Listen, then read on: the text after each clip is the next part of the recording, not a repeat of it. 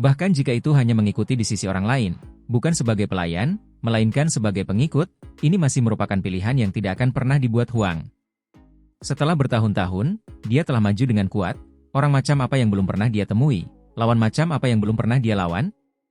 Dia bahkan berani menantang klan kaisar pihak lain, bertarung sambil berlumuran darah. Yang disebut Tuan Muda, siapa mereka? Dia sama sekali tidak mengakui mereka. Anak muda, kamu harus mengerti bahwa di dunia yang lebih luas ada orang yang lebih berbakat daripada dirimu sendiri. Dunia ini jauh lebih kompleks daripada yang dapat kamu bayangkan. Kamu mungkin berpikir bahwa kamu memiliki bakat membelokkan surga, sekarang tak tertandingi, bukan? Aku dapat memberitahumu dengan cukup yakin bahwa semua makhluk yang muncul dari duniamu, tidak peduli seberapa menakjubkan, di jalan keabadian, tidak ada satupun yang dapat mengklaim sebagai raja, semuanya akan dikalahkan pada akhirnya. Orang ini mengucapkan kata-kata ini dengan percaya diri, tetapi seolah-olah hembusan angin menghancurkan bumi, udara dingin bertiup, membuat hati seseorang bergetar. Kata-katanya mengungkapkan beberapa informasi mengerikan yang membuat jiwa seseorang tidak bisa menahan diri untuk tidak gemetar. Apakah kamu berbicara tentang era agung kuno abadi? Si Hao bertanya berapa usianya. Dia sama sekali tidak bisa menerima ini. Untuk domain abadi, era yang hebat tidak terlalu lama. Tahun-tahunnya tidak terbatas, sementara domain abadi bahkan lebih tidak terbatas, lamanya keberadaan beberapa warisan melebihi imajinasimu. Orang misterius itu berbicara, suaranya masih sangat tenang, tetapi atmosfernya malah menjadi lebih berat. Dia menjawab pertanyaan Si Hao yang berkaitan dengan waktu, memberitahunya bahwa kekuatan-kekuatan ini bukanlah kelompok yang muncul tiba-tiba di suatu era, tetapi telah ada selamanya sejak lama sekali. Apakah jenis warisan itu ada? Si Hao merasa tidak nyaman, merasakan darahnya naik dan turun, seolah-olah ada gelombang besar yang melonjak. Dia merasakan api menyala di dalam dirinya, ingin bangkit, keluar dari alam ini dan mengabaikan dunia. Pada saat yang sama, dia merasa ragu-ragu. Dunia ini luas, alam kuno itu hebat, jumlah waktu yang dicakupnya hebat, melampaui imajinasinya. Pada akhirnya, jika ada kekacauan, perang besar meletus, pada akhirnya, orang aneh macam apa yang akan muncul? Si Hao menjadi tenang. Dia hanya merasa seperti semua yang telah dia lihat dan alami di 9 surga 10 bumi masih merupakan sudut. Semua orang mengatakan bahwa para ksatria mayat hidup itu kuno, bahwa satu kali tidur dapat berlangsung jutaan tahun, bahkan lebih dari separuh era yang hebat. Namun, jika dibandingkan dengan warisan Immortal Domain, mereka sebenarnya tidak terlalu jauh, beberapa yang asal-usulnya datang lebih awal, beberapa leluhur masa lalu mereka masih hidup. Orang misterius ini mengungkapkan sebuah kebenaran, memberitahu Si Hao beberapa hal. Ketika para ahli dari Immortal Domain pergi, tidak ada seorang pun sejak zaman kuno yang dapat menghadapi mereka. 9 langit 10 bumi, meskipun mereka mulia, sebelumnya benar-benar mempesona dan megah. Seiring berlalunya zaman, terlepas dari apakah itu adalah zaman yang didengarnya atau zaman prasejarah, tidak ada satupun yang muncul yang memiliki peluang di Immortal Domain. Informasi yang mengejutkan ini membuat Si Hao terdiam untuk waktu yang sangat-sangat lama. Namun, kita memiliki musuh bersama, situasi yang lebih besar ditujukan keluar. Orang itu menambahkan, emosi macam apa yang sedang dia rasakan saat ini? Sulit bagi Si Hao untuk mengatakannya dengan jelas.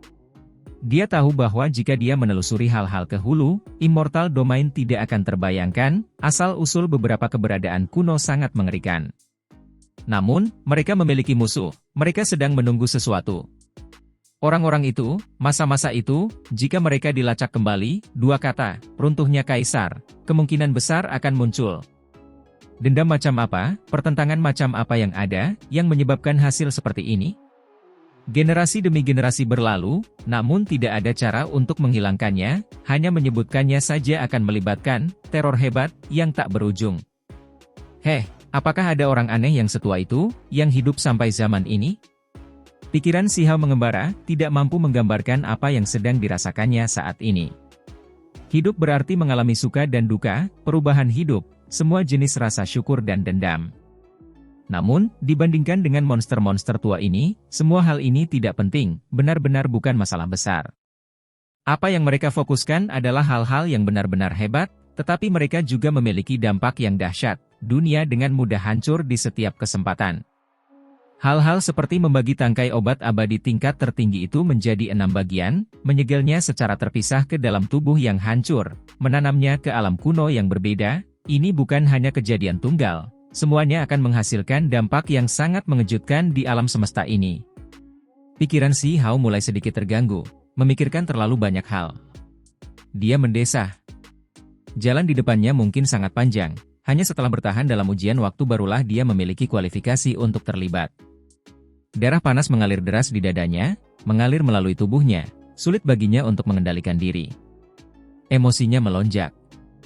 Dia ingin melawan kekuatan ini dan bangkit, bergabung dalam waktu sesingkat-singkatnya. Pada saat yang sama, dia menghela napas ringan, merasakan emosi yang rumit. Jalannya tidak rata, dunia yang luas itu gelap. Mungkin dia tidak lebih dari seekor semut yang akan cepat layu. Kesan Si Hao tentang orang ini tidak bisa dianggap buruk, tetapi tentu saja, dia juga tidak terlalu memperhatikannya. Meskipun begitu, dia berbicara tentang banyak hal. Jelas bahwa dia tahu tentang pertempuran Desolate Border, mengetahui masalah Si Hao yang terkena kutukan pemecah keabadian, tentang hal-hal yang terjadi. Meskipun dia tidak menyimpan dendam, dia tidak menunjukkan niat untuk mengambil tindakan demi Si Hao. Bagi orang-orang seperti ini, hasil adalah segalanya, itu sangat jelas. Dia tahu Si Hao akan segera lumpuh, tetapi dia tidak punya niat untuk membantu, karena baginya, tidak perlu melakukan apapun untuk seseorang yang ditakdirkan menjadi orang biasa. Baginya, perbedaan antara hal-hal yang berharga dan hal-hal yang tidak berharga terlalu jelas. Si Hao tentu saja tidak akan meminta apapun kepada orang ini. Jalannya sendiri yang harus ditempuh. Apa yang disebut kutukan pemecah keabadian sudah tidak dapat disembuhkan di mata orang lain. Paling tidak, ketika seorang kultivator muda seperti dia terkena, maka dia sudah lumpuh. Dia tidak ingin berbicara terlalu banyak. Kemudian, Si Hao bertanya dan berkonsultasi tempat macam apa ini. Pada akhirnya, dia menerima konfirmasi bahwa ini adalah tanah rahasia yang luar biasa. Ada jalan di sini yang perlu dilindungi. Ketika dia melihat ke kejauhan, ada hamparan keheningan, sistem bintang yang terbengkalai, langit dan bumi yang layu. Namun, esensi spiritual di sini sangat kaya. Esensi spiritual itu bergolak, terkadang bergelombang seperti laut, terkadang benar-benar kering. Tempat ini sangat penting. Ada jalan kuno yang dijaga, menunggu sesuatu kembali. Setelah mengamati lebih dekat, Si Hao mengerti bahwa tempat ini sudah hancur, sisa-sisa bintang di kejauhan. Ini adalah tempat kuno, dunia yang hancur dan terbengkalai. Dewa hujan, serta makhluk lain dari zaman kuno sebelumnya telah tiba di sini, menjadi prajurit untuk melindungi tempat ini bersama-sama. Secara komparatif, meskipun Dewa Hujan kuat, dia hanya bisa bertugas sebagai prajurit di sini, tidak menonjol sama sekali. Namun, asal-usul klan hujan tidak kecil, klan ini masih belum dianggap lemah. Bagaimanapun, hujan, angin, dan petir, pemandangan alam ini bukanlah hal yang sepele. Di masa lalu, mereka mewakili beberapa klan kuno. Sampai-sampai ada yang percaya bahwa alasan munculnya pemandangan alam ini adalah karena mewakili suasana hati beberapa klan kuno. Namun, di dunia kuno yang hancur ini, klan hujan menurun, tidak ada ahli luar biasa yang terlihat. Pada akhirnya, itu adalah hamparan kosmos yang hancur, tidak diketahui berapa tahun yang lalu ia hancur. Sebelumnya, itu sepenuhnya disegel, terisolasi dari seluruh dunia. Dari sejarah kuno hingga sekarang, mereka yang menjaga tempat ini semuanya menurun, hampir semuanya musnah. Itu karena energi esensi yang dilepaskan dari lorong itu seperti kabut, menggerogoti segalanya. Sementara itu, jalan kuno itu bangkit kembali, sebuah eksistensi yang ditakdirkan untuk dilintasi. Dapat dikatakan bahwa orang-orang yang menjaga dunia yang hancur ini hampir semuanya musnah. Hanya ketika pertempuran besar Desolate Border berakhir, Immortal Domain merasakan sesuatu, menerima berita tentangnya, gerbang abadi akhirnya terbuka, membuat kontak dengan beberapa tanah kuno, misalnya tempat ini, sehingga memungkinkan mereka untuk diselamatkan. Immortal Domain kemudian mengambil tindakan, terus menyegel lorong itu. Ternyata seperti ini. Si Hao mengangguk. Seluruh kemakmuran dan kemunduran alam yang hancur itu karena satu lorong, orang bisa melihat betapa mengerikannya itu. Apakah ada banyak makhluk di sini? Si Hao bertanya. Tidak banyak, kurang dari 1 juta, tetapi mereka semua adalah pembudidaya. Makhluk misterius itu menjawab. Si Hao tercengang. Ini adalah dunianya sendiri. Namun, populasinya sangat sedikit dibandingkan. Jika Anda membuka sisa-sisa bintang itu, setiap inci bumi adalah tulang yang hancur. Orang misterius itu berkata. Pada titik ini, Si Hao bahkan tidak perlu bertanya lebih banyak secara rinci. Dunia ini hancur, hampir musnah total. Alasan mengapa jutaan makhluk yang tersisa tidak mati adalah karena jalurnya stabil. Sayang sekali. Aku ingin memperkenalkanmu pada pewaris klan tertentu, tetapi sekarang kau kehilangan kesempatan takdir ini. Makhluk ini mengungkitnya lagi. Tuan muda, pangkat apa di domain abadi? Si Hao tampak tidak terlalu khawatir, sudut bibirnya melengkung ke atas. Sulit untuk mengatakannya, mungkin seorang pendiri bereinkarnasi melalui tubuh orang lain. Jika memang begitu, mencapai peringkat teratas bukanlah masalah. Jika legenda itu tidak benar, dan dia hanyalah dirinya sendiri, maka namanya mungkin muncul di 10 besar. Kata orang itu. Si Hao tercengang, benar-benar terkejut. Dia bisa saja memandang rendah tuan muda yang disebut itu, tetapi terhadap reinkarnasi tubuh kedua, itu sangat mengejutkan, membuat semua bulu halusnya berdiri tegak. Jika ini adalah jenis monster ini, begitu mereka saling berhadapan, itu akan jauh lebih merepotkan. Tentu saja, jika kamu tidak lumpuh dan tidak mau menjadi pengikut tuan muda itu, kamu juga bisa memasuki salah satu warisan kuno itu. Jika kamu mendapatkan bantuan mereka, akan ada juga peluang besar, tetapi itu akan sangat sulit. Orang misterius itu berkata. Si Hao mengerutkan bibirnya, tidak ingin mengatakan apapun. Saat ini, dia memiliki kitab suci kuno dan metode rahasia. Apakah dia bahkan perlu bersujud di hadapan warisan lainnya? Jika aku menggunakan kata-kata yang sedikit lebih tidak menyenangkan, metode yang telah ada di dunia ini, apa hebatnya? Itu semua adalah metode yang sudah tidak ada lagi. Seiring berlalunya waktu terus berganti. Metode dunia ini, secara tegas, semuanya berasal dari Immortal Domain. Setelah bertahun-tahun berlalu, bahkan sistem kultivasi Immortal Domain pun berubah, menciptakan jalan baru lagi. Apa yang bisa kau tampilkan untuk dibandingkan dengan mereka? Kata-kata ini akhirnya membuat ekspresi Si Hao berubah. Dia sudah lama berpikir untuk membangun jalannya sendiri, dan sekarang, dia terbangun dengan terkejut. Immortal Domain mungkin sudah lama menciptakan beberapa jalan. Namun, ini hanya semakin membangkitkan semangat juang Si Hao. Dia ingin melangkah lebih jauh, melihat siapa yang lebih kuat dan siapa yang lebih lemah. Bukannya dia sombong, tetapi karena dia sudah memiliki semua jenis rencana dalam pikirannya, dan sekarang, dia telah melangkah di jalannya sendiri yang benar-benar unik, menggunakan tubuhnya sebagai benih. Jika dia terus menyempurnakannya, dia yakin bahwa dia pasti akan mengalami masa keemasan panen. Orang ini, bolehkah aku membunuhnya? Si Hao sangat kurang ajar, menanyakan pertanyaan ini. Orang-orang klan hujan, aku tidak peduli dengan mereka. Namun, kalian harus mengerti bahwa membunuh seorang pelindung tidak akan membawa manfaat apapun. Di masa depan, kalian akan lumpuh, kalian harus berhati-hati dengan karma di masa depan. Kata orang itu. Si Hao terlalu tegas. Inti pedang abadi tersapu keluar. Di bawah tatapan kaget Dewa Hujan, sebuah pedang menusuk ke dalam ruang di antara alisnya, membunuh roh primordialnya, darah memercik ke seluruh altar di bawahnya. Altar yang mengambang di kehampaan ini diwarnai merah karena darah. Apakah mudah untuk membawa alam yang hancur ini ke 8 wilayah? Tanya Si Hao. Sulit. Hanya dalam waktu dan lokasi tertentu ada peluang untuk menjatuhkan proyeksi kehampaan, lebih mudah bagi yang lemah, sulit bagi yang kuat. Dewa Hujan melanggar aturan, melemparkan proyeksinya tanpa izin. Sekarang setelah mencapai kesimpulan ini, itu juga dapat dianggap sebagai jenis takdir yang telah ditentukan sebelumnya. Makhluk misterius itu berkata. Pada akhirnya, dia pergi begitu saja, tidak memperhatikan apapun di sana lagi. Di langit yang jauh, ada semua jenis warna cerah, pelangi ilahi berputar-putar. Gerbang kuno itu samar-samar terlihat. Si Hao tidak membuang waktu, berbalik untuk pergi. Dengan suara Ci, dia menembus dinding alam, kembali ke daerah terpencil. Benar saja, ketika dia meninggalkan simpul spasial itu, simpul itu perlahan-lahan terjepit ke dalam, dan kemudian runtuh, akhirnya menghilang sepenuhnya.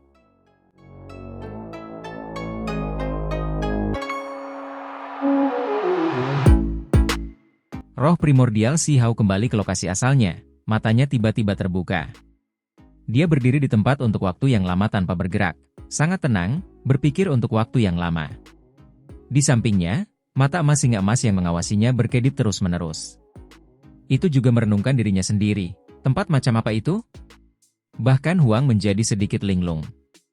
Sebuah kontes sedang dilakukan antara mereka yang berasal dari 9 surga 10 bumi, memperebutkan kualifikasi untuk memasuki domain abadi itu, serta pengakuan warisan kuat domain abadi. Si Hao berpikir dengan hati-hati pada dirinya sendiri, pada saat yang sama mengingat tuan muda yang tak terduga itu. Pikirannya tidak bisa tidak gemetar hebat. Jika dia tidak menderita kutukan pemecah keabadian, makhluk itu sebenarnya akan ingin dia mengikuti apa yang disebut tuan muda. Ini agak tidak terduga. Menjadi pengikut orang lain? Si Hao terdiam. Dia memperkirakan seberapa kuat makhluk itu sebenarnya. Dia memiliki rasa urgensi, merasa bahwa dia harus berkultivasi dengan getir, menapaki jalannya sendiri, atau di masa depan, dia mungkin benar-benar menghadapi beberapa lawan yang menakutkan. Pada saat yang sama, dia merasakan emosi yang luar biasa. Dia akan berkultivasi diam-diam di alam bawah, dengan cara yang sama mencapai tujuannya, dan kemudian cepat atau lambat, dia akan bergegas keluar lagi.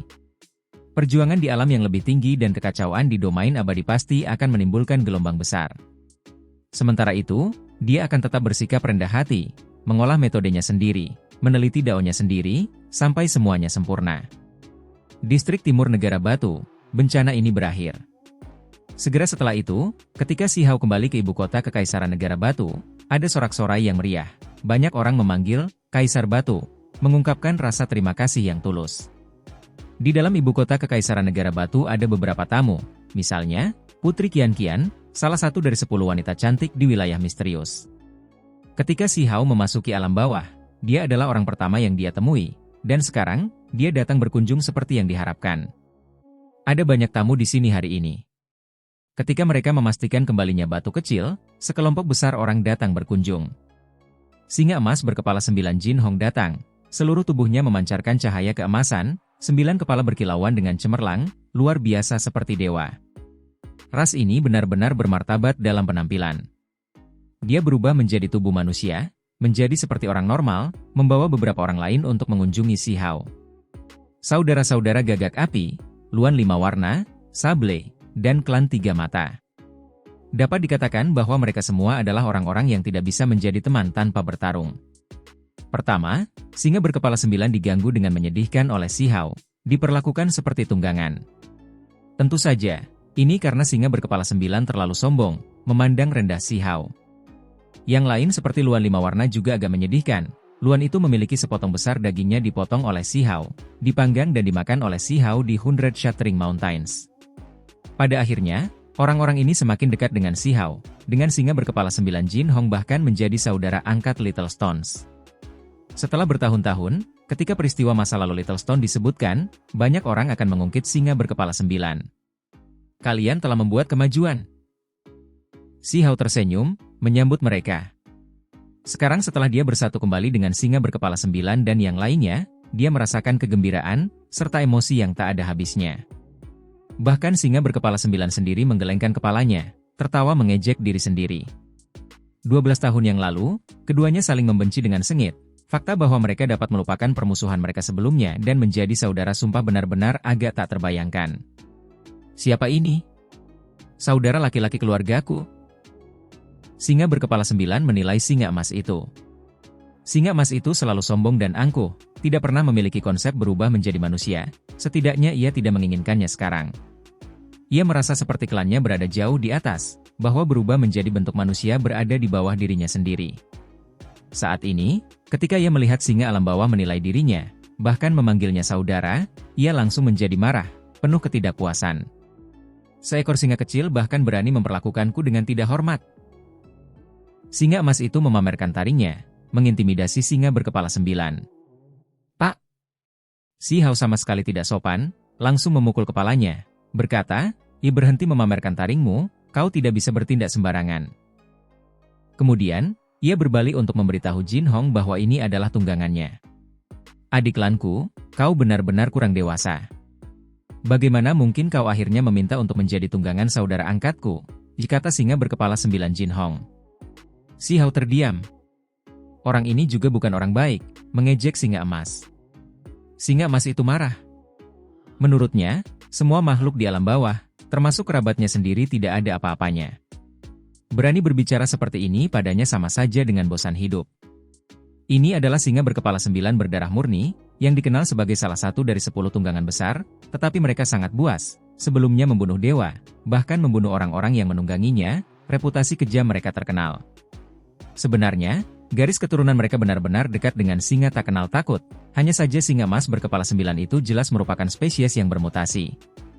Jika kau punya waktu, ajari dia beberapa rahasiamu. Kata Si Hao kepada singa tak kenal takut. Kenapa? Singa tak kenal takut sangat marah. Saudara sekeluargamu ini juga pernah menjadi tungganganku sebelumnya, tetapi kemudian menjadi saudara angkat bersamaku. Jika kau mengajarinya beberapa trik, aku yakin dia akan memberimu beberapa petunjuk tentang cara untuk menjadi bebas. Si Hao menipunya. Efek dari ini sangat jelas. Kemudian, singa tak kenal takut dan singa berkepala 9 saling menempel cukup dekat. Tak lama kemudian, kelompok lain datang mengunjungi mereka. Mereka datang dari paviliun perbaikan surga di alam bawah. Kali ini, King Feng juga datang untuk menyambut mereka. Menuju paviliun perbaikan surga, mereka semua berbagi emosi yang hebat. Bagaimanapun, mereka semua telah berkultivasi di sana bersama-sama. Mereka semua adalah murid paviliun perbaikan surga sebelumnya. Tentu saja, ini berbeda dari sekte perbaikan surga. Bahkan jika Si Hao telah berkultivasi di paviliun perbaikan surga sebelumnya, dia hanya mengakui kakek hantu, bukan sekte perbaikan surga. Paviliun perbaikan surga di alam bawah didirikan di alam bawah oleh kakek hantu setelah dia diusir oleh sekte perbaikan surga di alam atas. Saat itu, terlalu banyak hal yang terjadi. Si Hao merasakan emosi yang besar, mendesah dalam hati. Dia akan pergi dan melihat lagi. Roh penjaga, tanaman labu itu, apakah sudah tumbuh kembali? Apakah sudah mengalami kelahiran kembali? Tanduk luar biasa. Ketika dia melihat orang-orang dari paviliun perbaikan surga, Si Hao tertawa terbahak-bahak ketika dia melihat seorang individu berjubah perak. Ini adalah Xiao Tian, individu terkuat dari generasi yang sama di paviliun perbaikan surga di bawah Si Hao saat itu. Ketika dia mendengar kata-kata ini, dahi Xiao Tian yang berjubah perak menjadi tertutup garis-garis gelap. Anda dapat menyakiti seseorang secara fisik, tetapi jangan menyerang wajahnya. Saat itu, pertemuan pertama Si Hao dengan orang ini terlalu dramatis, terus-menerus memukulnya dengan batu bata hitam, menggunakannya sebagai pentungan, menutupi dahi Xiao Tian dengan benjolan, menyiksanya tanpa henti. Begitulah, tanduk luar biasa, ini muncul. Haha. Semua orang tertawa terbahak-bahak. Orang-orang ini termasuk Yao Yu Hao, Yan Xin, Xiao Yu, dan yang lainnya, semuanya teman lama dari paviliun perbaikan surga. Sekarang setelah mereka semua bertemu lagi, mereka semua ceria. King Feng juga mengangkat cangkir bersama mereka, sementara Si Hao ditanya tentang hal-hal di alam yang lebih tinggi. Setelah menghela napas ringan, dia memberitahu mereka beberapa hal. Ada banyak hal yang tidak dapat dia bicarakan terlalu rinci, karena terlalu mengerikan dan beraneka ragam, tidak terbayangkan. Semua orang salah memahami kultivasi Si Hao sebagai alam dewa surgawi, tetapi meskipun demikian, hal itu tetap membuat semua orang terkejut. Hanya dalam 10 tahun, seberapa menantang surga kecepatan kultivasi ini? Si Hao tersenyum getir.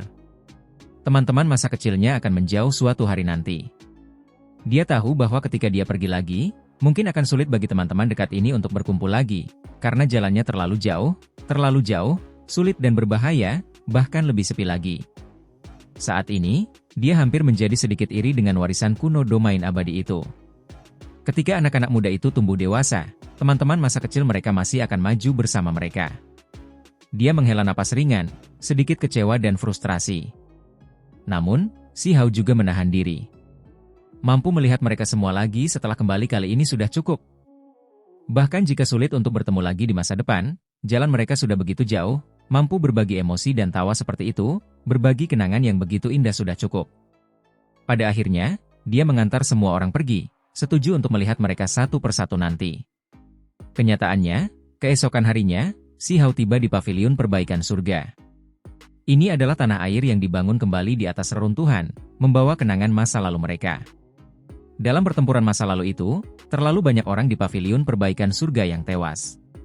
Pada akhirnya, sekelompok anak muda pindah bersama, membangun kembali kampung halaman ini. Di tempat ini, Si Hao bertemu dengan orang yang dikenalnya lagi, Xiao Yu. Bakatnya mirip dengan Xiao Tian, kekuatannya hebat. Wanita ini sebelumnya juga meninggalkan kesan yang mendalam bagi Si Hao.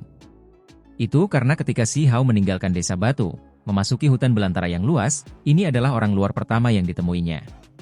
Saat itu, Xia Youyu kebetulan berada di hutan belantara perbatasan negara batu, bertemu dengan Si Hao yang berusia 7 tahun di hutan pegunungan primitif. "Salam, kakak senior Xia." Si Hao memanggil di tanah yang dikenalnya ini, pikirannya segera kembali ke masa lalu. Paviliun penyembuhan surga masih memiliki beberapa tetua, tetapi jumlah mereka menyusut, hanya beberapa yang tersisa. Si Hao dengan serius memberi penghormatan kepada masing-masing dari mereka, merasakan emosi yang luar biasa di tempat ini. King Feng bahkan lebih berlinang air mata, merasa sangat getir, hampir menangis. Saat itu, ketika sekte penyembuhan surga dihancurkan, begitu banyak tetua menyerahkan hidup mereka demi memastikan kelangsungan hidup para pengikut. Ada banyak saudara dan saudari senior yang, demi menjaga barisan belakang, membiarkan anak-anak yang lebih muda melarikan diri, meninggal terlalu dini, gugur dalam pertempuran. "Senior M. Yuyan, aku datang untuk menemuimu." Si Hao memberi hormat di depan sebuah makam, matanya perih. Ini adalah seorang tetua yang sangat dia hormati. Saat itu, dia mengajarinya kemampuan ilahi Dao Petir, dapat dianggap sebagai gurunya. Pada akhirnya, dia meninggal dalam kekacauan. Sebelum berpisah, Si Hao pergi untuk melihat tanaman merambat di paviliun penyembuhan surga. Matanya cemerlang, menatapnya. Ini adalah benih yang ditinggalkan oleh roh pelindung masa lalu, yang kemudian ditemukan oleh seseorang. Sekarang, ia tumbuh dengan subur dan penuh dengan air, cahaya warna-warni ilahi melonjak, jelas menjadi sangat kuat. Namun, segera setelah itu, Si Hao menjadi sedih. Tanaman merambat ini tidak mengingat masa lalunya. Meskipun ia terlahir kembali, ia telah melupakan segalanya, hanya tanaman merambat ilahi yang baru. Itu baik selama ada harapan. Tunas-tunas yang lembut berwarna hijau dan kuat, penuh dengan saripati kehidupan. Si Hao pergi, membawa harapan bersamanya saat ia pergi ke kejauhan. Emosinya rumit. Datang ke sini untuk melihat semuanya lebih seperti mengucapkan selamat tinggal. Ia memberi penghormatan kepada peristiwa-peristiwa yang terjadi di masa lalu, serta waktu yang telah berlalu, karena ia tahu bahwa ia mungkin tidak dapat kembali. Tempat-tempat masa lalu yang telah ia kunjungi, ini mungkin merupakan perpisahan yang lebih awal. Begitu ia melangkah di jalan hatinya, maka itu mungkin merupakan perpisahan abadi, selamanya tidak dapat kembali. Setelah pergi, Si Hao tidak mengajak King Feng menemaninya, terlebih lagi mengusir singa emas itu. Ia berkeliaran sendirian, diam, tidak mengucapkan sepatah kata pun, langsung menuju laut utara. Lautan luas bergolak, gelap gulita seperti malam. Si Hao menatap ke depan.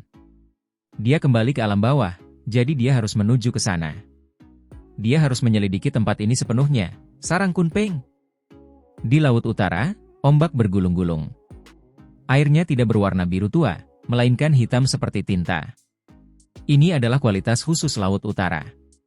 Laut itu luas dan tak terbatas, hitam di seluruh bagiannya. Si Hao berjalan di atas ombak, mengambil jalur laut ini ke lautan. Dia mengingat banyak hal, bagaimana dia sebelumnya berangkat dengan Yun 11 dan yang lainnya, dan kemudian bertarung dengan klan laut, bertemu dengan penyihir di sini untuk pertama kalinya. Lawan-lawannya di masa lalu, beberapa dari mereka sekarang tenggelam selamanya ke laut, beberapa menuju ke alam yang lebih tinggi. Keturunan Dewa Laut Mo Xiang dan klan ikan api Hantian, mereka adalah dua pemuda terkuat di lautan, dia sebelumnya pernah bertarung dengan sengit dengan mereka sebelumnya. Aku ingin tahu seperti apa orang-orang itu sekarang. Si Hao menggelengkan kepalanya. Dia mendesah dengan emosi yang besar. Ada beberapa lawan dan beberapa kenalan yang akan sulit ditemui lagi seiring berjalannya waktu. Memasuki sarang Kunpeng tidaklah mudah. Saat itu, dia tiba di sini hanya setelah mengalami bahaya dan kesulitan yang besar. Itu karena sarang Kunpeng tidak akan muncul secara normal, bersembunyi di kedalaman laut utara. Lebih tepatnya, sarang itu tersembunyi di dalam dunia kecil yang aneh. Kultivasi Si Hao sekarang berada pada level yang sama sekali berbeda, bahkan menyebut dirinya nomor 1 di bawah level makhluk tertinggi bukanlah sesuatu yang berlebihan. Itulah sebabnya dia sama sekali tidak terhalang. Selain itu, setelah menjelajahi laut utara selama berhari-hari, dia menemukan beberapa petunjuk. Dia dengan paksa menerobos kehampaan, memasuki alam samudra yang misterius. Kerangka dan kapal kuno melayang, muncul dan menghilang seperti hantu. Itu hanyalah pemandangan tidak teratur yang dia lihat di sepanjang jalan. Ada kapal hantu yang tertinggal dari zaman kuno, serta ilusi yang dibentuk oleh formasi, serta roh-roh heroik yang belum meninggal. Si Hao tidak memperhatikan hal-hal ini. Pada levelnya, tidak ada kemunculan tiba-tiba seperti ini yang bisa membuatnya bingung. Dia tidak melihat perahu kertas di sepanjang jalan. Ada lebih banyak perahu tulang, tidak banyak perubahan. Saat itu, perahu kertas yang berlumuran darah itu memiliki sebaris kata-kata di atasnya yang sulit dilupakan si Hao. Akulah satu-satunya yang tersisa. Kata-kata indah itu ditulis oleh tangan seorang wanita, membawa kekecewaan dan frustrasi, serta sejenis kesendirian, membuat hati seseorang bergetar, bergejolak dengan emosi. Si Hao tidak melihat satu pun dari perahu kertas ini. Dia akan berhenti sesekali, bepergian dari satu wilayah samudra ke wilayah samudra lainnya. Dia melewati lautan hitam, terlebih lagi memasuki lautan keemasan, perubahan ini secara alami karena dunia kecil yang dimasukinya. Pada akhirnya, si Hao tiba, mendekati sarang Kunpeng. Bagi yang lain, itu sangat sulit, hampir mustahil untuk ditemukan, tetapi dia menemukannya. Sarang Kunpeng, seharusnya disembunyikan di zaman ini, seharusnya tidak muncul di dunia, namun sekarang, dia benar-benar datang. Sebuah tebing batu besar menjulang di laut. Di tebing itu ada sarang Kunpeng besar yang melepaskan untayan energi kacau. Inilah tujuannya, setelah bertahun-tahun, si Hao kembali. Aku kembali. Si Hao menghela nafas ringan. Dia melompat keluar ke tebing. Ini juga bisa dianggap sebagai pulau laut. Sarang Kunpeng tampak seperti sarang burung, hanya saja, itu sangat besar. Ini tepatnya kediaman salah satu dari 10 setan yang mulia. Di mana sungai itu? Si Hao mencari-cari. Ada sungai di sebelah sarang Kunpeng sebelumnya. Sebuah gerbang, cairan spiritual mengalir keluar dari dalam, perahu kertas hitam berlumuran darah mengalir keluar dari dalam. Meskipun akan mengering, ini adalah jalan yang misterius. Si Hao mengungkapkan ekspresi kegembiraan. Pada saat yang sama, pikirannya sedikit menegang. Apakah dia akan kembali ke dalam? Saat itu, tidak ada gerbang yang mengarah ke dalam. Setelah menatap sebentar, si Hao kemudian memfokuskan perhatiannya pada sarang Kunpeng. Aku kembali. Si Hao menghela napas ringan. Baginya, signifikansi tempat ini terlalu besar. Di masa lalu, itu benar-benar karena dia memperoleh teknik berharga Kunpeng dari tempat ini sehingga dia mampu bangkit selangkah lebih maju. Alam yang lebih rendah, bahkan jika seseorang tidak mengatakan bahwa itu adalah waktu di mana semua metode telah hilang, itu tidak jauh. Mampu menemukan teknik berharga Kunpeng jelas merupakan keberuntungan alami yang luar biasa. Di masa lalu, wilayah lautan ini telah dirusak oleh pertempuran. Ada semua jenis makhluk, beberapa dari darat dan bahkan beberapa penguasa dari laut. Semuanya mendatangkan malapetaka di wilayah ini, semuanya seolah-olah baru terjadi kemarin. Kunpeng, desah, itu terkubur di sini. Si Hao berkata pada dirinya sendiri. Kemudian, dia tiba-tiba bergerak. Saat itu, dia tidak melihat mayat Kunpeng.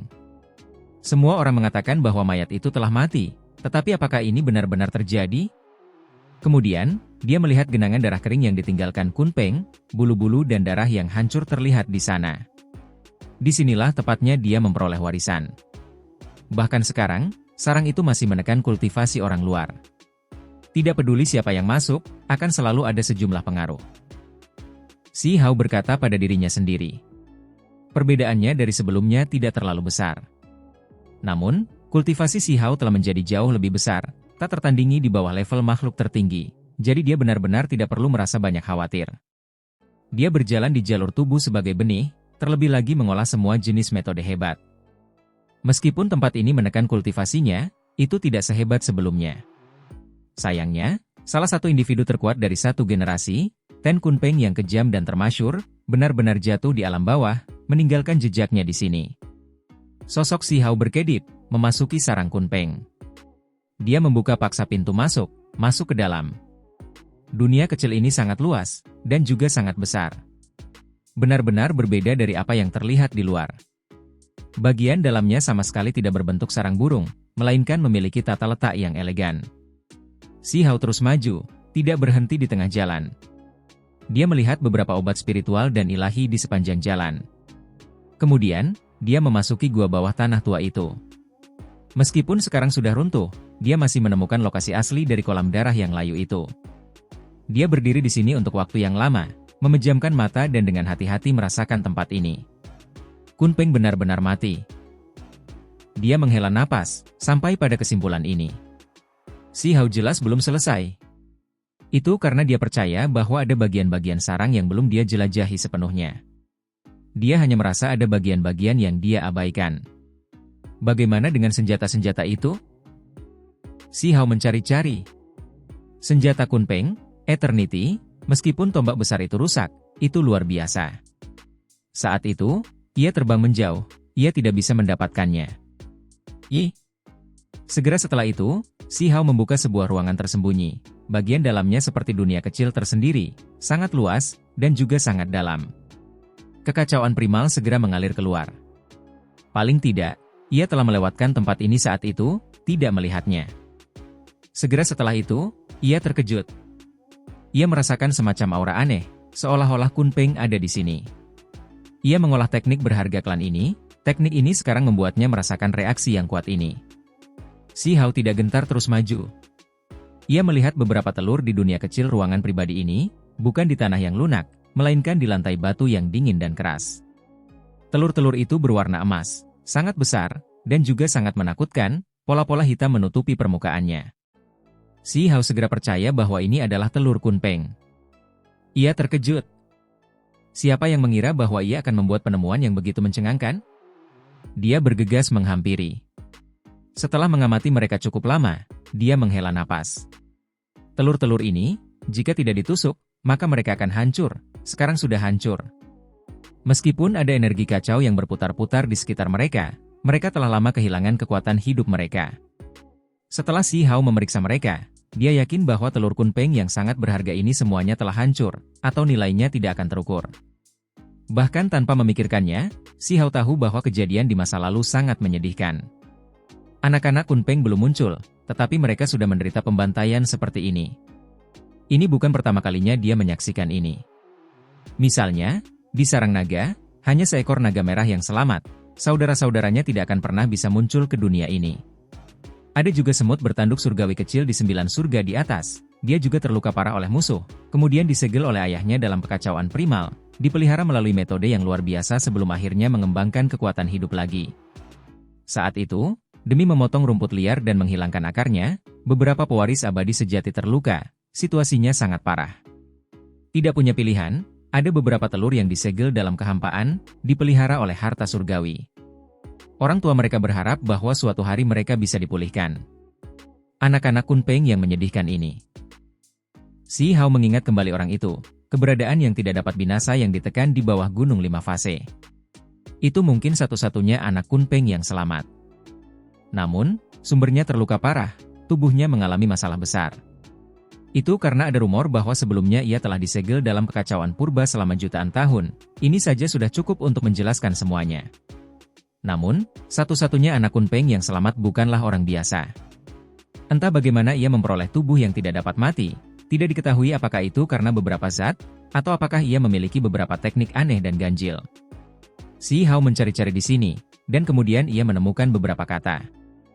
Mereka secara kasar menjelaskan nasib tragis telur Kunpeng, orang yang menulis kata-kata ini dengan penuh kesedihan. Kunpeng dari 10 setan sebenarnya adalah perempuan. Si Hao tercengang.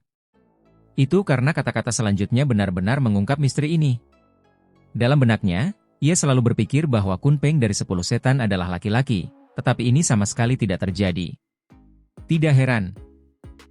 Si Hao mengingat satu-satunya anak Kunpeng yang masih hidup mengatakan bahwa ia adalah anak Anumerta. Saat itu, ia menganggapnya aneh.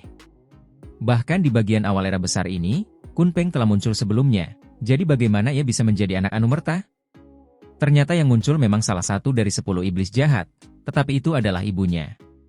Si Hao terus menjelajahi sarang Kunpeng. Akhirnya, ia menemukan tanah tersembunyi. Ini adalah gua batu. Bagian dalamnya kaya dengan energi abadi, tetapi pada saat yang sama aura tragedi, bercampur menjadi satu, keilahian membuat seseorang menggigil, sangat aneh. Si Hao memasuki gua batu, tubuhnya dengan cepat menjadi kaku. Itu karena ia merasakan fluktuasi kutukan pemecah keabadian. Tak lama kemudian, dia melihat beberapa tulang yang hancur di ruangan batu ini. Jumlahnya tidak banyak, hanya sekitar selusin, tetapi semuanya membawa kekuatan kutukan penghancur abadi. Tulang Kunpeng. Si Hao mendesah. Tidak ada mayat yang utuh, hanya beberapa tulang yang hancur dan tidak memiliki spiritualitas, hanya sekitar selusin yang tersisa. Yang lainnya semuanya terkikis sepenuhnya. Kunpeng memang terkena kutukan penghancur abadi saat itu. Si Hao mengerutkan kening, perlahan-lahan memahami penyebab kematiannya. Selama Perang Besar Immortal Ancient, Kunpeng hampir mati, menyeret tubuhnya yang terluka parah ke era yang hebat ini. Ia hampir hancur, tetapi ia bertahan. Di tahun-tahun terakhirnya, Kunpeng tidak dapat lagi menahan kutukan penghancur abadi. Terlebih lagi, luka lama dari Perang Immortal Ancient meletus, sehingga menyebabkan hidupnya berakhir di sini. Sayang sekali, sungguh menyedihkan. Apa yang bisa Si Hao katakan? Kemudian, dia mencari di seluruh sarang Kunpeng, tetapi tidak menemukan rahasia lain. Itu karena memang tidak ada lagi hal-hal baik. Itu karena meskipun tombak besar keabadian telah rusak, tombak itu telah lama mengembangkan kesadaran, terbang menjauh. Penjelajahan sarang Kunpeng ini membuat Si Hao cukup terguncang. Apa yang terjadi mungkin sama sekali berbeda dari apa yang dibayangkan Si Hao. Pada akhirnya, Si Hao meninggalkan sarang, langsung mengikuti sungai kekuatan spiritual ke gerbang yang bersinar. Ada cabang pohon dunia di sana, sangat mengejutkan. Itu beristirahat di sungai, tepat di depan gerbang yang bersinar. Sungai kekuatan spiritual yang mengalir keluar dari gerbang yang bersinar hampir mengering. Ini datang dari alam yang berbeda. Apakah masih ada perahu kertas yang melayang keluar? Si Hao menunggu lama, tetapi tidak melihat aktivitas apapun. Dia memutuskan untuk pergi ke hulu sendiri, melihat apa sebenarnya yang ada di sana.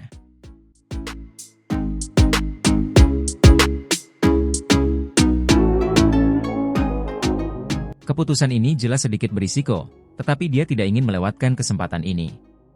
Dia hanya merasa ada beberapa rahasia penting di balik gerbang cahaya itu, yang menariknya masuk. Si Hao menarik napas dalam-dalam, lalu dia melangkah maju. Dia menginjakkan kaki ke dalam cairan spiritual, berjalan di dalam air, menuju pintu itu. Jika aku berada di masa lalu, dia tidak memiliki kekuatan, dia akan hancur berkeping-keping di tempat. Namun hari ini, dia sudah mengambil setengah langkah melewati gerbang itu. Cabang pohon dunia bersandar di sana, sangat mencolok. Si Hao tentu saja tidak sopan, menyingkirkannya. Sebagian cabang patah. Hal semacam ini dikenal sebagai kebal terhadap 10.000 bencana. Tidak akan pernah binasa, namun masih ada setengah kecil yang hancur. Ini membuat Si Hao merasa sakit hati. Apa sebenarnya yang dialaminya? Bahkan cabang pohon dunia seperti ini, sebagian membusuk, itu benar-benar mengejutkan. Pohon dunia adalah pohon kuno yang tak tertandingi sejak dunia terbentuk. Hanya ketika ada dunia besar yang lengkap barulah ada. Namun sekarang, pohon itu hancur. Si Hao mendesah. Mengapa dia masih belum bisa mengetahuinya meskipun dia telah mencapai prestasinya saat ini? Ini kemungkinan besar adalah pohon dunia di alam ini, yang hancur di sini. Tak perlu dikatakan, dalam pertempuran Immortal Ancient, pohon dunia dirobohkan hingga ke akar-akarnya oleh seseorang, hancur total.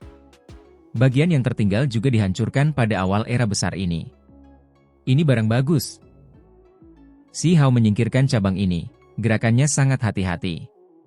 Sayangnya, esensi masa lalu yang tak tertandingi yang tersimpan di dalamnya telah sepenuhnya menghilang.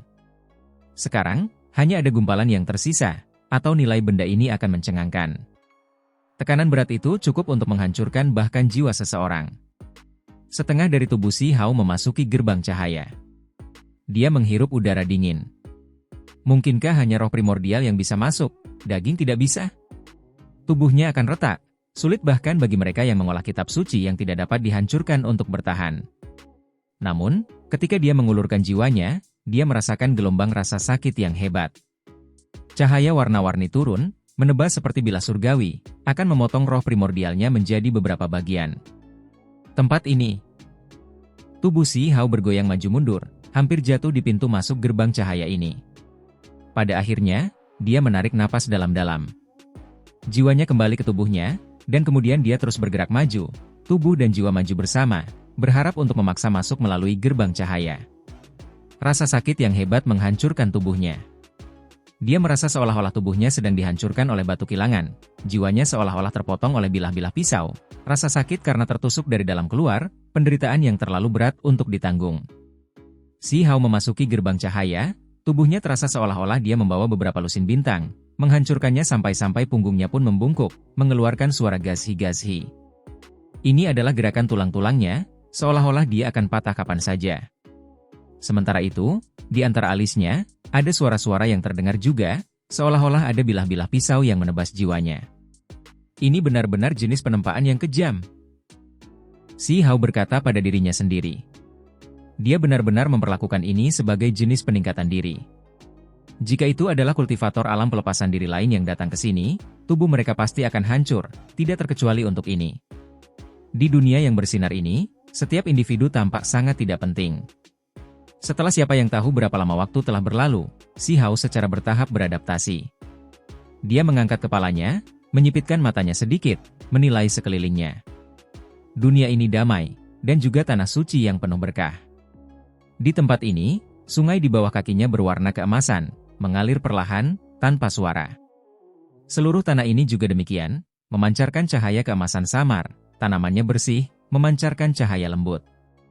Secara keseluruhan, tempat ini damai dan penuh berkah. Jika bukan karena tekanan yang membebani tubuh dan jiwanya, orang akan bertanya-tanya apakah ini tanah suci yang tak tertandingi, jauh dari urusan duniawi, cocok untuk menyendiri. Tanah suci, mungkin ini adalah tempat yang disukai para dewa sejati, tinggal di sini. Si Hao tampak merenung. Tubuhnya berdiri tegak sempurna, butuh waktu lama untuk menyesuaikan diri, lalu dia terus maju. Langkah kakinya sangat berat, menimbulkan percikan besar, suaranya keras, memecah kesunyian. Peng! Akhirnya, si Hao melangkah ke tepian. Padang rumput hijau itu lembut seperti bantal. Tempat ini dikelilingi oleh esensi spiritual yang kabur, kabut warna-warni yang samar bergelombang. Bahkan padang rumput itu membawa bintik-bintik cahaya keemasan, sangat suci.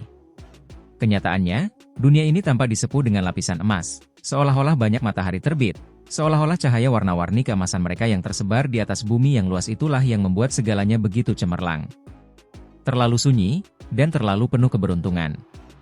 Ini benar-benar seperti negeri suci yang hakiki, tanah suci dari seorang yang benar-benar abadi. Tidak ada keributan, tidak ada gangguan manusia, damai dan tenang. Tubuh si Hao menegang, melakukan segala yang dia bisa untuk menahan tekanan tak berwujud ini, dan kemudian terus maju, menuju ke kedalaman terdalam dari negeri misterius ini. Ia menyusuri sungai sambil berjalan di padang rumput, karena saat itu, perahu kertas yang berlumuran darah itu hanyut tepat di sepanjang sungai ini. Dunia itu sendiri tampaknya tidak terkendali. Si Hao berjalan ke batas langit dan bumi ini sendirian, mencari dan menjelajah, berharap memasuki lokasi yang tidak diketahui itu. Ia benar-benar tidak tahu kemana arahnya. Apa tujuannya? Ia hanya bisa menahan tekanan yang mungkin mematahkan otot dan tulangnya kapan saja, terus maju selangkah demi selangkah. Semua kekuatan magisnya digunakan untuk menahan tekanan tak berbentuk itu. Waktu terus mengalir, seolah-olah ribuan tahun berlalu, tetapi juga seolah-olah hanya sekejap berlalu. Kehilangan jejak waktu adalah hal yang sangat normal di sini. Si Hao selalu waspada, melangkah dengan hati-hati. Akhirnya, kabut di depan menjadi kabur, pemandangan berubah. Langit tampak agak gelap, bumi yang agung kehilangan kecemerlangan keemasannya. Ini terutama berlaku untuk tanaman yang mengering. Saat ia melanjutkan, semua kekuatan kehidupan memudar, bumi menjadi kering dan keras. Ada hamparan kabut abu-abu yang membentang ke atas seperti dinding yang menjulang tinggi, memotong tanah suci ini, membaginya menjadi dua wilayah. Jika dia terus melangkah lebih jauh, maka hasilnya akan sangat berbeda. Setelah sedikit ragu, dia tetap maju, terus menyusuri sungai, menuju ke bagian terdalam. Dia sendiri dikelilingi oleh kabut abu-abu. Hah? Dia terkejut. Warna aliran ini juga berubah, tidak ada lagi esensi spiritual, juga bukan warna emas, melainkan menjadi abu-abu gelap, tidak ada cahaya ilahi yang berputar-putar di sekitarnya. Ini adalah tanah yang layu, dunia kematian dan akhir. Sepanjang jalan, dia masih tidak melihat perahu kertas yang berlumuran darah. Setelah entah berapa lama waktu telah berlalu, si Hao berjalan melalui wilayah kabut abu-abu, tiba di bumi yang luas. Ini tampaknya menjadi dunia yang sama sekali berbeda. Di wilayah ini, jantungnya berdetak kencang, matanya penuh kebingungan. Ini adalah tanah kematian, bahkan lebih sunyi, bahkan langkah kakinya tidak lagi terdengar. Sampai-sampai dia bahkan tidak bisa merasakan detak jantungnya sendiri. Seluruh dunia seakan terhenti, seperti dunia kuno yang berbintik-bintik, membeku selamanya dalam sekejap. Di kejauhan, ada makhluk-makhluk, kota, kuil-kuil, bahkan lebih banyak lagi pohon-pohon kuno dan hal-hal lainnya, tetapi tidak ada jejak aktivitas. Mereka semua seperti patung, seluruh alam semesta ini dalam keadaan seperti kematian. Ada beberapa pohon kuno kering yang menghasilkan buah-buahan, beberapa dari buah-buah ini jatuh, tetapi mereka mengering, benar-benar tetap berada di udara, tidak mendarat di tanah. Ada beberapa makhluk yang berjalan di jalan setapak. Mereka mengangkat kaki mereka, tetapi mereka tidak kembali turun, selamanya terpaku di sana. Ini adalah dunia yang membeku, misterius dan mengerikan. Tidak ada sedikit pun tanda-tanda kehidupan di sini, tidak diketahui apa yang tiba-tiba dialaminya hingga membeku dalam sekejap ini. Jelas bahwa pertempuran hebat telah terjadi di sini. Beberapa senjata aktif, melepaskan cahaya ilahi, tetapi semuanya membeku di udara. Ada kota-kota yang dihantam oleh artefak berharga, separuhnya hancur, asap mengepul, puing-puing beterbangan, tetapi semuanya membeku di sana. Saat tembok kota runtuh, semuanya terhenti. Tidak jauh dari sana ada makhluk pegunungan yang berlumuran darah, tombak perang di tangan, dalam kondisi menyerang. Namun, sosoknya tidak bergerak sama sekali. Seolah-olah pertempuran berdarah besar ini tiba-tiba diganggu oleh kekuatan eksternal, dunia ini membeku. Xi Hao terus maju, penuh keterkejutan. Hanya dia yang bisa bergerak. Melihat tempat ini, pikirannya penuh kebingungan. Berapa tahun yang lalu pemandangan beku ini berasal? Itu seperti lukisan sejarah. Saat dia melewati wilayah ini, dia merasa seolah-olah sedang melihat pemandangan dari sejarah, seolah-olah dia tidak termasuk dalam ruang waktu ini. Setelah melakukan perjalanan entah berapa li, Xi Hao merasakan sesuatu. Dia melihat pemandangan yang tidak teratur di langit di atas. Ada riak yang tetap di tempatnya, membentang melintasi alam semesta. Ini adalah kekuatan waktu, hukum waktu yang tak tertandingi. Inilah yang menyebabkan semua ini. Itu tidak berwujud, seperti riak raksasa, benar-benar memecah langit dan bumi. Itu digunakan di tanah besar yang tak terbatas ini, mengubahnya menjadi pemandangan yang beku dan tidak bergerak. Xi Hao terkejut. Kekuatan macam apa ini? Namun, mengapa dia tidak terpengaruh, tidak terluka? Apakah ada sesuatu di tubuhnya yang bisa menahannya? Atau apakah itu untuk mengatakan bahwa semuanya menjadi jejak sejarah, bahwa dia hanya melihat pemandangan masa lalu, hanya gambar masa lalu? Xi Hao tidak tahu. Dia selalu merasa bahwa semuanya dalam kekacauan, sulit baginya untuk membedakan antara hal-hal, tidak dapat melihat melalui tempat ini. Dia hanya bisa menjadi pengamat yang kesepian. Ketika dia terus maju, detak jantungnya bertambah cepat, jiwanya bergetar, seolah-olah dia akan meledak. Pada saat ini, dia berhenti, merasakan semacam ancaman yang mematikan. Dia sudah tiba di batas bumi yang luas, tidak ada jalan yang tersisa di hadapannya, tidak ada daratan yang tersisa. Yang aneh adalah sungai itu masih mengalir. Sungai itu membentang melintasi kehampaan, memasuki tempat yang misterius dan tidak diketahui. Xi Hao melakukan semua yang dia bisa, mengaktifkan mata surgawinya untuk mengintip ke dalam kehampaan yang tak berujung. Dia melihat riak besar, sejenis fluktuasi, terlebih lagi hukum alam waktu, yang ada di ruang itu. Selain itu, saat matanya menjadi seperti matahari kecil, dia melihat beberapa pemandangan lagi dengan jelas. Di batas kehampaan yang tak terbatas, ada dunia yang cemerlang. Itu sangat kabur dan misterius, sulit untuk dilihat dengan jelas, tetapi itu benar-benar ada. Sungai ini mengarah tepat ke sana. Pantai yang lain, tempat seperti apa itu? Riak waktu dilepaskan tepat dari tempat itu. Ada banyak dari mereka di sepanjang jalan, semuanya membeku di tempat, tidak bergerak. Itu adalah... Ketika pupil Xi Hao menyala hingga paling terang, dia melihat kebenaran. Ini adalah dunia yang berlumuran darah yang membawa cahaya darah, pertempuran hebat yang intens meletus. Ada cahaya dao abadi yang melonjak, hukum alam yang tak pernah mati terjalin. Namun, semuanya membeku di tempatnya. Xi Hao melihat penyebab utama dari semua ini. Itu adalah lonceng besar, mengambang di sana di tepi alam kuno yang cemerlang dan indah itu. Itu sangat besar tak tertandingi, menekan semua sisi. Lonceng itu ditutupi noda darah. Segalanya menjadi jelas. Riak-riak yang dilihatnya di sepanjang jalan semuanya dilepaskan oleh artefak ini. Itu menekan segalanya, bahkan membuat waktu seolah terhenti. Tingkat pertempuran hebat seperti ini tak terbayangkan, tidak diketahui berapa banyak klan dan makhluk yang berpartisipasi. Lonceng besar itu benar-benar besar, menekan alam, gelombang suara beriak keluar darinya, menelan dunia, bahkan menjangkau ke sisi ini, juga membuat segalanya membeku. Ada pertempuran yang intens, pertempuran besar yang mengerikan, tetapi semuanya memasuki keheningan yang mematikan. Ada kata-kata. Si Hao melihat simbol-simbol yang tak tertandingi pada gelombang lonceng. Itu bukan milik era ini, tetapi dao besar itu serupa. Lonceng besar itu melepaskan hukum dao, maknanya dapat dirujuk. Tanpa awal. Si Hao mengerutkan kening. Sementara dia merasa kaget, dia juga merasakan semua jenis keraguan. Makna mendalam hukum dao dalam gelombang lonceng sebenarnya memiliki jenis pola ini. Di masa lalu, ada raja abadi tanpa akhir. Apa yang terjadi dengan tanpa awal ini? Matanya terfokus, pupil matanya hampir terbelah. Dia ingin melihat dan memahami alam itu, tetapi terlalu jauh, seolah-olah tidak termasuk dalam era ini, tidak dapat diuraikan. Matanya mengikuti sungai itu, bergerak bersamanya. Seolah-olah dia melihat orang berpakaian putih di tepi sungai, duduk sendirian di tepi sungai, pakaian seputih salju berkibar-kibar. Namun, dalam sekejap mata, semuanya menghilang. Si Hao menggelengkan kepalanya dengan keras. Darah mengalir di sudut matanya.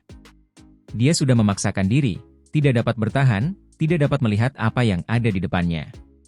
Dia ingin terus maju, mengikuti sungai, tetapi tubuhnya tidak dapat menahannya lagi. Dia merasa jika dia terus maju, dia sendiri akan menghilang, dihancurkan. Apa yang terjadi di sana? Apa yang ada di sana? Si Hao bertanya, menyeka darah di matanya. Dia mulai bertanya-tanya apakah semua yang dilihatnya benar-benar nyata. Apakah ukiran ini, atau apakah itu pemandangan yang sebenarnya? Setelah berdiri di sini untuk waktu yang lama, Si Hao merasa seperti dia tidak dapat bertahan lagi. Dia tidak punya pilihan selain mulai kembali, mengikuti jalan kembali. Jalannya sulit, tulang-tulang di tubuhnya terus-menerus mengeluarkan suara, benar-benar hancur sampai hampir meledak. Ini masih terjadi bahkan dengan dukungan kitab suci yang tidak dapat dihancurkan. Akhirnya, Si Hao keluar, meninggalkan gerbang cahaya, kembali ke dunia yang dikenalnya. Dengan suara dentuman, dia ambruk di tepi sungai, terengah-engah. Dia akhirnya berhasil membebaskan diri dari tempat itu.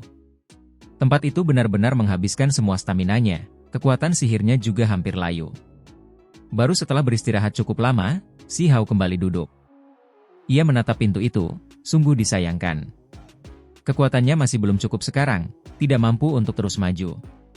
Sungai itu sangat panjang, sumbernya terlalu aneh. Si Hao berkata pada dirinya sendiri. Ia merasakan semacam perasaan ngeri. Kemana aku harus pergi untuk meminta nasihat? Ia mengerutkan kening. Tidak banyak yang bisa ia konsultasikan di alam bawah. Penguasa wilayah terlarang? Jika ia pergi ke sana, ia pasti akan sangat menderita, mengalami siksaan yang sangat besar. Tentu saja, ia tetap harus pergi ke sana pada akhirnya. Tetapi Si Hao tidak memiliki rencana langsung untuk menjalani siksaan, karena belum lama ini ia kembali dari perjalanan terakhirnya ke sana. Aku akan pergi ke alam dewa kekosongan.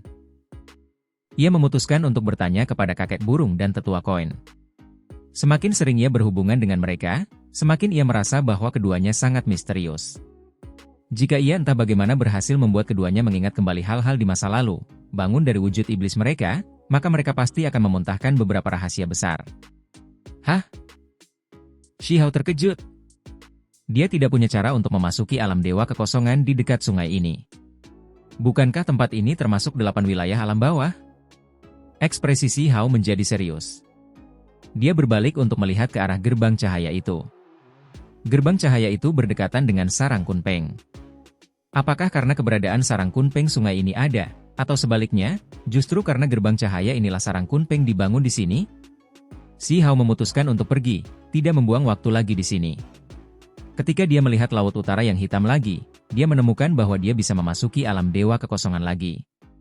Wilayah di belakangnya berbeda seperti yang diharapkan.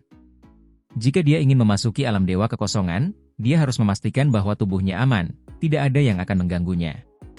Si Hao tidak mengambil risiko di luar, memilih untuk kembali ke desa batu terlebih dahulu. Kalau tidak, jika roh primordialnya meninggalkan tubuhnya di lautan, siapa yang tahu apa yang akan terjadi? Desa batu masih sama seperti sebelumnya, seperti tanah surga. Di kejauhan, sekelompok anak-anak sedang berlatih dan berkultivasi di pegunungan, semuanya serius. Anak-anak yang datang dari Desolate Border sangat pekerja keras, sehingga anak-anak desa tidak berani bermalas-malasan.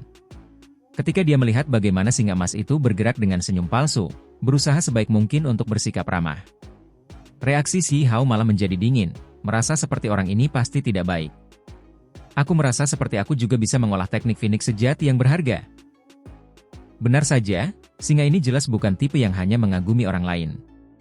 Apakah kau sudah menangkap burung pipit 5 warna? Yang meninggalkan kotoran di hidungmu. Si Hao menanyakan hal semacam ini adalah satu hal, tetapi dia bahkan menambahkan bagian kedua, benar-benar menusuk titik lemah singa emas itu. Ia langsung meledak dengan amarah. Sekarang, teknik berharga Phoenix sejati apa? Persetan dengan itu. Ia berbalik untuk pergi, tidak memperhatikan bocah nakal ini lagi. Pada saat yang sama, ia penuh dengan kebencian. Ia selalu ingin menangkap burung pipit kecil itu. Ia meraung dengan kebencian, melemparkan dirinya ke hutan belantara, mulai mencarinya lagi. Si Hao memasuki alam dewa kekosongan. Naga merah Gegu juga mengikutinya seperti anak anjing. Itu karena pengalamannya terakhir kali terlalu aneh, dan juga terlalu ganjil. Ia benar-benar melihat penjara terdalam alam dewa kekosongan, teknik berharga Phoenix sejati yang tersembunyi di dalamnya. Ia merasa seperti tuannya yang murahan ini kemungkinan besar akan menantang hal-hal itu lagi, siapa yang tahu apa yang akan dapat ia lakukan kali ini. Namun, ia jelas-jelas terlalu memikirkan banyak hal. Si Hao hanya datang untuk menemui kedua orang tua itu, menanyakan beberapa hal. Di sebelah sarang Kunpeng, di dalam gerbang cahaya, ada dunia beku. Wajah kakek burung dan tetua koin langsung menjadi kosong, tidak diketahui apakah mereka lupa, atau apakah mereka tidak tahu sejak awal. Bagaimanapun, mereka tidak tahu jawabannya sekarang. Tiba-tiba, wajah kakek burung berubah sedikit. Itu datang lagi. Tetua koin juga seperti ini, ekspresinya agak aneh. Apa yang datang lagi? Tanya Si Hao. Seseorang dari alam yang lebih tinggi turun, mengetuk gerbang alam Dewa Void, ingin masuk. Kakek burung tidak menyembunyikan sesuatu.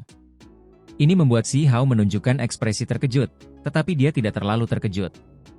Kalau begitu biarkan mereka masuk saja.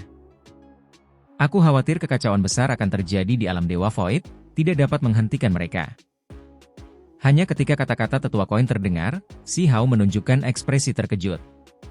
Kenapa? Mereka dari domain abadi. Apa? Ayo, mari kita lihat. Si Hao langsung tertarik saat mendengar ini.